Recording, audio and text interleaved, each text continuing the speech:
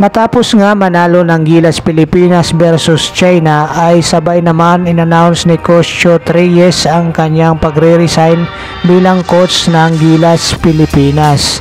At Gilas Pilipinas panalo nga dito sa China para sa huling laban para sa FIBA World Cup at hindi nga tayo nabukya dito mga koys at nakaisa tayo dito sa China. Pero kung bago ka pa lang sa aking munting YouTube channel, baka pwede naman i-likes and subscribe.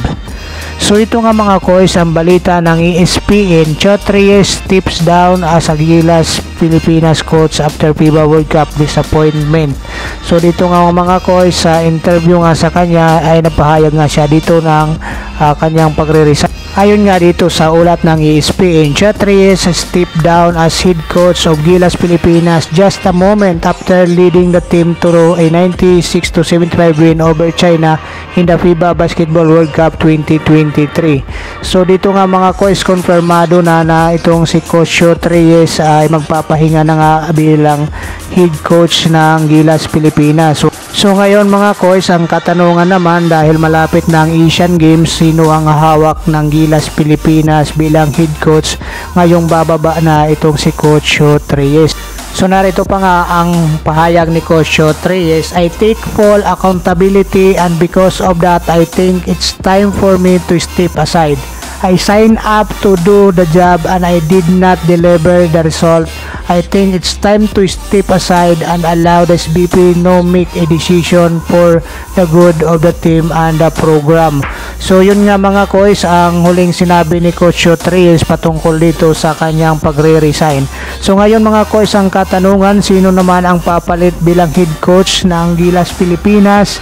Or itong si Coach Tim Cone ba? Or itong si Coach Tab Baldwin ang pwedeng pumalit dito sa pwesto ni Coach Chot Reyes? So kayo mga koys, sino ang napipisil nyo na pwedeng humawak ng Gilas Pilipinas? So dito naman sa laban ng China at ang Pilipinas para sa huling laban ng FIBA World Cup ay hindi nga tayo dito nabukya mga koys. So at naiwasan din natin dito mga koys ang record breaking sana na host country na walang panalo para sa FIBA World Cup sa tapos nga magawa ito ng Colombia. So dito nga mga koys ay hinayahon natin ang sarili natin dito sa kahihiyan sapagkat dito nga ay natalo natin ang bansang China sa score na 96-75. Natambakan nga dito nga mga koys ang China kahit ito ay matatangkad. So hindi nga pumayag ang ating mga player at ang coaching staff ng Gilas Pilipinas na mapahiya tayo dito sa sariling bansa natin.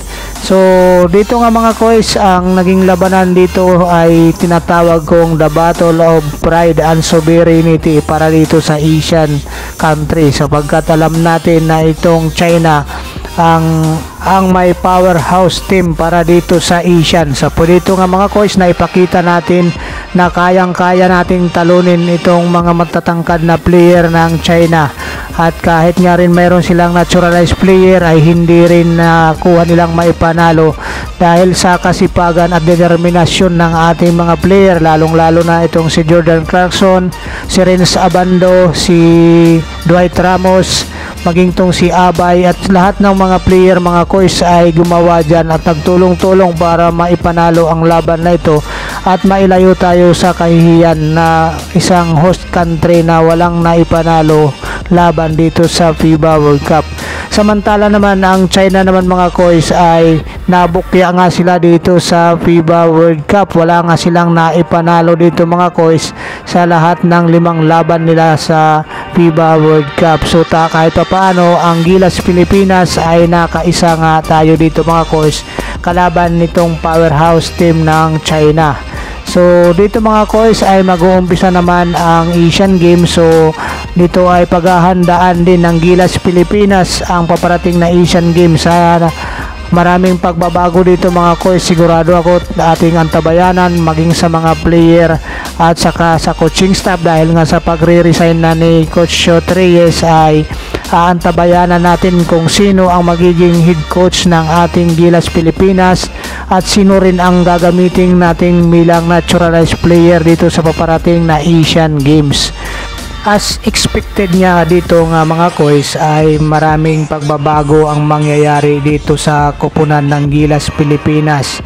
Aside from coaching staff, dito nga sa mga player din mga koys, sino-sino sa kanila dito ang mariretain at sino-sino naman ang mapapalitan ng ibang mga player. So lalong-lalo na ang ating naturalized player, so wala pang kasiguraduhan kung sino ang ating gagamitin, bagamat ang balita nga ay si Justin Brownlee nga ang gagamitin para sa Asian Games. Pero marami pang pagbabago dyan mga koy, sapagkat di pa nga tayo nagbibigay ng ating final lineup para sa Asian Games.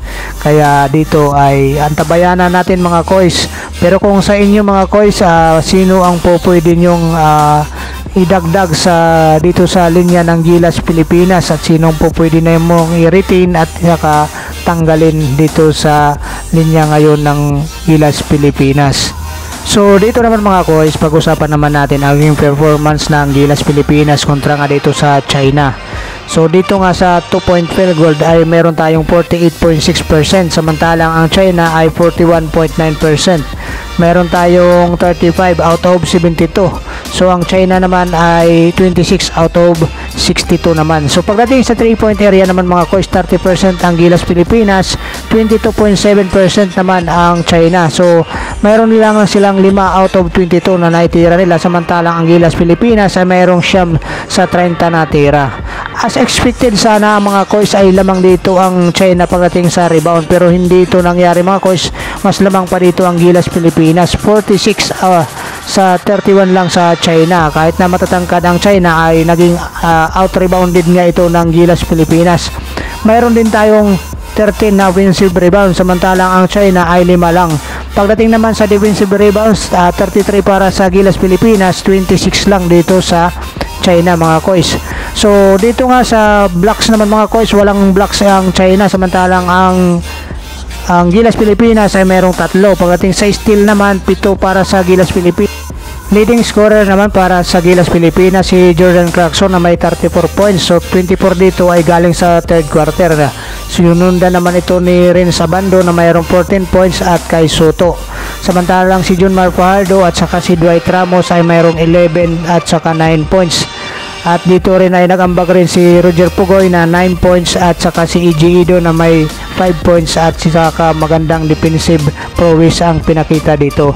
So para sa China naman ay pinangunahan ito ng kanilang naturalized player na si Kyle Anderson sa 17 points at 9 rebounds. Pero hindi nga nila nakayanan dito ang opensiba ng Gilas Pilipinas, lalong lalo na doon sa third quarter na nagpaulan na ng 3